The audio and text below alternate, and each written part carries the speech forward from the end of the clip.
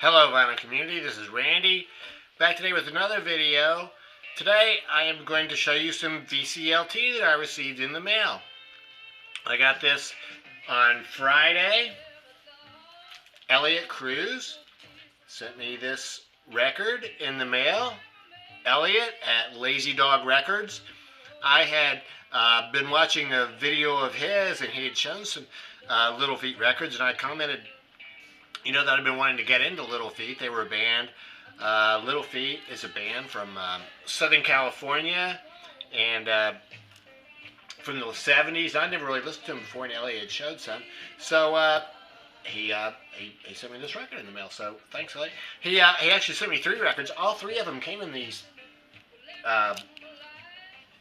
album sleeves, these plastic sleeves, and then they all have these stickers at the top where he is evaluating the record, the condition of the record. And I'm going to tell you, I have never heard a record that sounds as good as all 3 of these records. I mean, they've all just been cleaned amazingly so that they sound like they're absolutely in mint condition. I mean, they really sound better than really every new record that I ever buy. These records don't have any noise, so thanks for sending me records that are in such great shape, Elliot. Yeah, Little Feat, a band from Southern California.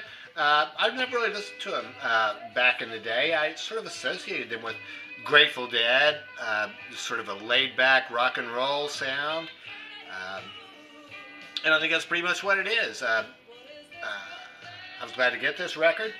I always thought of Lowell George as the main guy in Little Feat, but what I've learned from this record is that really he is just a member of the band, and Bill Payne and Paul Prairie wrote just as many of the songs on here as he did. There's a lot of co-writing on it and stuff.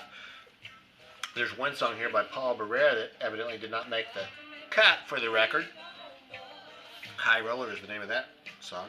So, yeah, a band from the early 70s, Southern California. Laid-back rock and roll. Not really any hit songs on here. Nothing really that I was familiar with. But it all sounds really good. And, yeah, I'm going to continue to be listening to this here.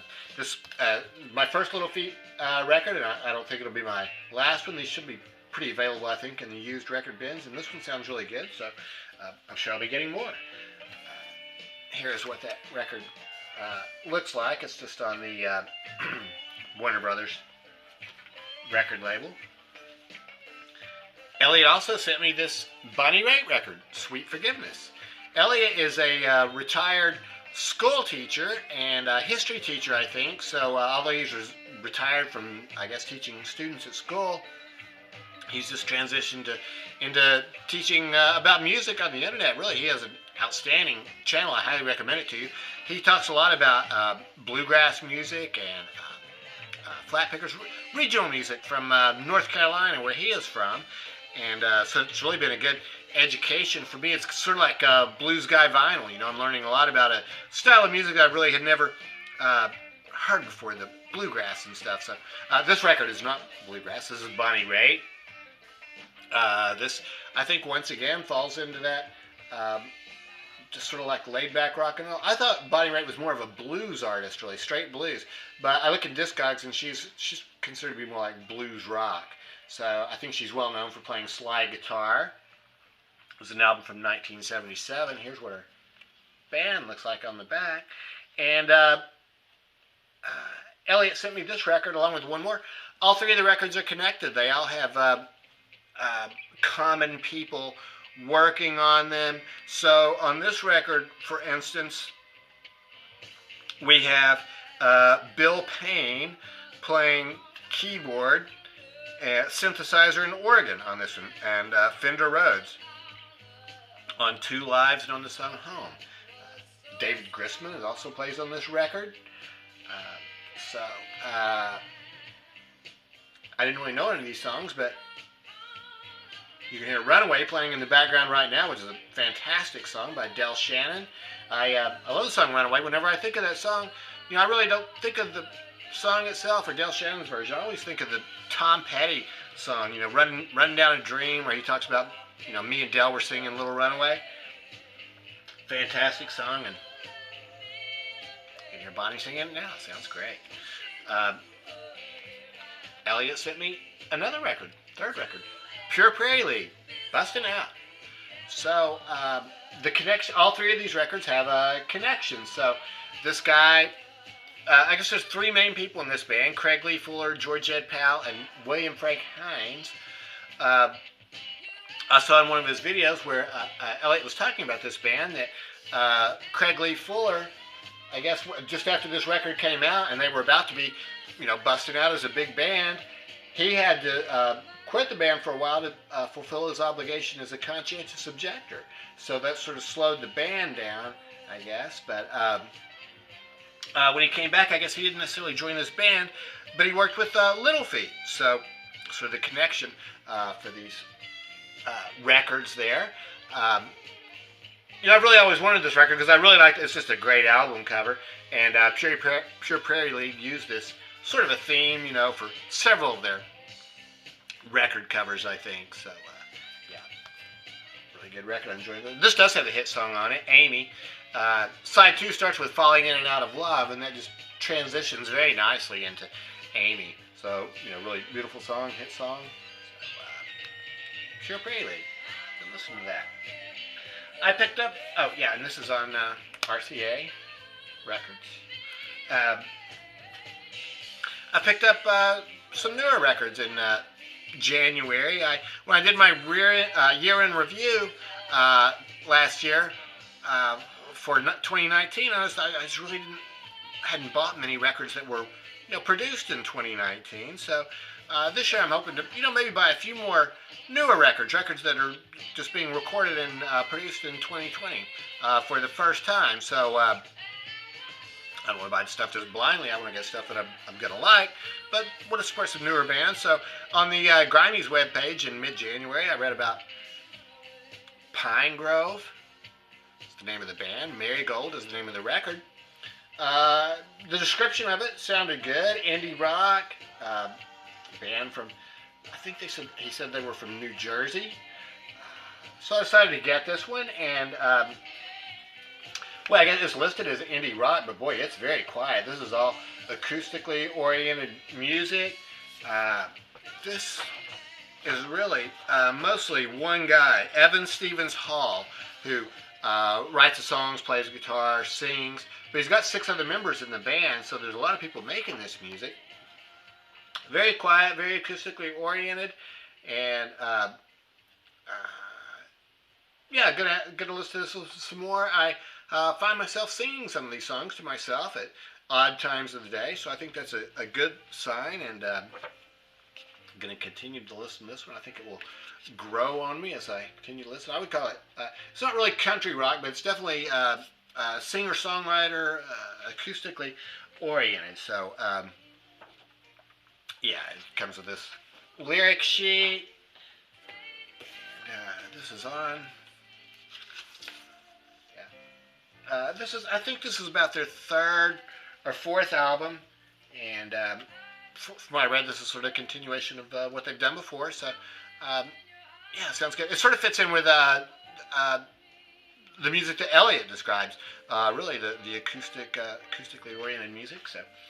I picked up another new record, came out in mid-January, by a band called And You Will Know Us by the Trail of Dead.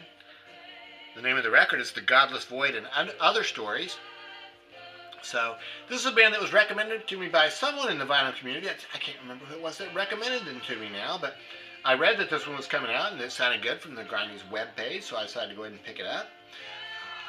Then I got home with it, I remember, well, was it And You Will Know Us by the Trail of Dead? Or was it Godspeed You Black Emperor that somebody had recommended to me? Those bands, I think, have both been around since the early 2000s. I've never really listened to either one of them, but I've always sort of thought of them together because they have such long band names. So I'm not sure if this was recommended to me or not, but it does sound really good. It's definitely a rock and roll oriented album. It's almost like prog rock or something. It starts out with this slow build up in the first song. Yeah, it goes into some really bombastic stuff, but there's two main guys in this band, and evidently they take turns singing, and some of the songs are really that big prog-oriented type stuff, but others are just more like, almost more like indie rock, I would say. Electric music, though, electric instruments. So, yeah, I've been listening to this one. This comes with this booklet. It's very nicely done. It has the lyrics in here along with this artwork. The artwork was done by one of the guys in the band, so obviously a very talented individual. Mostly I've just listened to the music so far. I really haven't read the words yet. I've learned to become acclimated to it, and now that I have a better idea of what they sound like, and I'm going to go back and listen to it with the words. But it's sounding really good. You will know it's by the Trail of Dead. I think that they were a band from Austin, Texas, is what I read. Don't really know too much about them. Besides that, it has a great album cover. It's almost like it has two covers, two front covers. The only way you can tell this is the back is that it has the names of the label on here, Richter Scale and Dynalong Records. So, yeah, this one is on blue vinyl.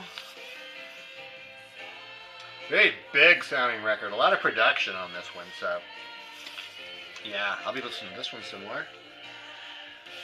I got this record the same. I got all three of these records on the same day at a visit to Grimey's. I decided to get some newer music, so I got this of Montreal record. I read about that one in the Grimey's webpage that day. They described it as the main guy in this band, who's named Kevin Barnes. He writes all the songs, plays all the instruments. It's basically a one-man band. He wanted this to be where like every song on it could be a #1 pop single. So that sounds appealing to me because I like pop music. And I'd say he did a pretty good job. This is very poppy sounding, a lot of synthesizers on here and keyboards. Real upbeat sounding. The words maybe are a little bit more involved in the way it sounds like. But yeah, very enjoyable. I've been listening to this one quite a bit. I love that inner cover of the Corvette there. He is in his Corvette again. It's a great album cover. So, yeah, very pop-oriented. Yeah, I think they were part of that Elephant Six collective from the early 2000s. I don't know if that still is really a collective or not, but who were the other bands in that? In an Aeroplane Over the Sea, and Fun Trick Noisemaker Band. Gosh, I can't even think what the names of the bands are now. But anyway, I'll be listening to that one some. So, yeah, it sounds good so far. It's on this red vinyl. And, yeah, there's what the label looks like. So that's it. Those are the records I picked up during the month of January, so yeah, I'll be listening to all of those.